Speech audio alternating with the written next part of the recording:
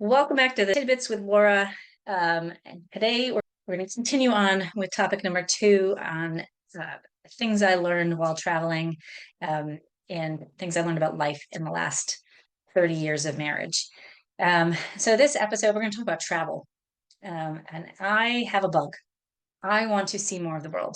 I would absolutely move to Italy in a heartbeat. It feels like going home every time I've been there. I've been twice. And every time I go, I feel my non-Antaros being there. And I feel very connected. So I, in a heartbeat, would move to Italy. And I want to be able to go see all of it. So I can't wait to go back. But I also want to go and see Ireland and Germany and Prague, and I want to go back to Spain. I went to Spain when I was in high school on it was my senior trip. And my Spanish class, we all went and had a blast. And I still have great memories from that. And I remember seeing, going and seeing flamenco dancers, I think in Seville. And we went to Barcelona and we went to Torremolinos and went to the beach. We went to Granada and went to a bullfight in Madrid. We cut class with some students who were supposed to take us to class with them, and they ended up taking us to a bar. So shout out to them. It was a lot of fun. It was legal at that point, and uh, we didn't get in trouble. So, but don't tell I'm my teacher. Anyways, that was a lot of fun. We had a blast. But I don't remember. I remember going to one mansion and it had like the most incredible rose garden. I was 17, almost 18 years old, and my view was very different. As a 58-year-old, I want to go back and experience that again. And I want to see more of the country and actually go and appreciate the different parts of Spain and the rest of Europe as well. As I mentioned in the last video, I'd like to go to Australia, Argentina, Brazil. I've been to parts of Canada. I've been to Montreal for a family get together, and I'd love to go back and see that. I'd love to go to Quebec City. Been to Toronto a very long time ago, both to see family and as a college student. When my coach, she took us after a basketball game. But again, like to go back and see that. I've been out to Western Canada and gone skiing at Whistler. But all that stuff in the middle, like it's a big major country, and I'd love to go explore that all. I never really thought I was big into traveling to Asia, but Japan is intriguing to me. It's like it just sounds really cool. And I mean, if I have all the time in the world, I'd love to see all of Asia. And the more I travel, the more I want to keep going. Biggest thing that holds me back from Asia or Australia is the time on a plane. When Bill and I came back from Italy, we had 10 hours, flying from Italy. We flew from Rome to Philly and then from Philly home. But the flight from Rome to Philly was full. It was very comfortable, but it was a full plane. People were actually standing up in the aisles talking for most of it because it was a very smooth flight for the most part. Um, that was like 10 hours. I think I watched 4 Harry Potter movies on the way home. Um, and I love flying. I love looking down. I have no problems flying. I love it, but like 8 hours is about my limit. I like to get off the plane and like go stretch my legs and like just get off and have some fresh air. So 10 was pushing. I can't even imagine how that feels going to, Asia or farther away, something that's a 24-hour flight. Um, but now I'm kind of leaning towards maybe I would like to do it. Maybe I would have to do half and, if maybe go stop in Hawaii for a little bit and then take the rest of the trip from there. I don't know. I live on the East Coast. I live in Massachusetts. And so I could fly either way, I suppose. I'm not sure what the fastest way would be, but I think if I did that, I would have to stop and it would have to be a long layover trip, like maybe 3 to 4 days to be able to explore.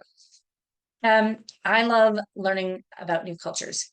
I love learning to speak a different language. Before we went to Italy, so I took Italian in college. My grandparents are Italian, and my grandparents spoke Italian at home, but they wouldn't let my mother speak Italian. But of course, she knows a lot of Italian because of that. And so she would teach us a few words here and there. And so I wanted to kind of refresh my memory, and I started kind of too late, 2 weeks before. I used Babbel, which is excellent, and if you haven't used it, it's definitely worth the money. But so I started to learn it and quiz myself, and I was able to actually have a conversation as we went.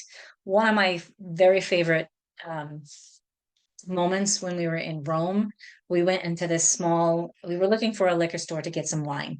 And we found the store, and off to the side of it, there was I don't think they had it was a bakery. So it was fresh bread. And then around the back, there was fresh meats and cheeses. So I was able to go up to the counter. I asked in Italian if the gentleman spoke English, and he said no. Um, and then he spoke Italian to me, and I could get the gist of it, and we had a mini conversation. He let me try some cheese, and he got the meat that I wanted and some olives, and just the entire experience, like me speaking Italian to him, being able to communicate that and understand, was amazing. He also looked like my Tutto, so that was my favorite moment of the entire trip. Um, I love the food. I love whenever I travel somewhere, I come home and try to make and replicate what we ate, especially from Italy. Last week, my poor husband, had to, um, actually, I don't think I made it. Well, I made sandwiches. I made prosciutto and arugula and burrata cheese. Um, with tomato. That was the best sandwich I had in Florence. And so I replicated that for home, which is not something that we tend to do a lot. We don't tend to eat a lot of sandwiches. And it was just amazing. And I had to replicate it. So I do that usually all the time. When I went to England and Scotland with my sister a couple of years ago, and my brother this past year, I came home and I was all into stews, and I'm not making haggis. It was delicious, but I'm not going there. But I always embraced my Italian heritage, but I never embraced my English and my Irish and my Scottish heritage. And so going and tasting the food was amazing. Like, you don't think of that when you're going to Scotland or England, but it's amazing. And so I came home from that and trying different spices. I think that's what I love about traveling. Um, and it always makes me feel closer to my family when I can do that. Um, I don't know how I'm going to make all the travel happen in the time I have left on this earth, but the anticipation of making it happen is really exciting. Um, they say that a measure of happiness is having something to look forward to. And I think having something on the books and planning it is really important. Um, so I encourage you, have a plan, get excited about something, find something to like keep you moving forward. And my question for this week is, what are you looking forward to next? Is it learning something new? Is it taking a trip? Is it getting together with friends? Is it trying a new dish or going out to dinner? Is it Christmas or a holiday that you celebrate? What are you looking forward to next? So leave me a comment below. I'd love to know. That wraps up this week's tidbit with Laura, and thank you so much for listening. And don't forget to hit the like and subscribe button so you listen in next week for tip number 3, which we'll talk about fitness. Have a great week.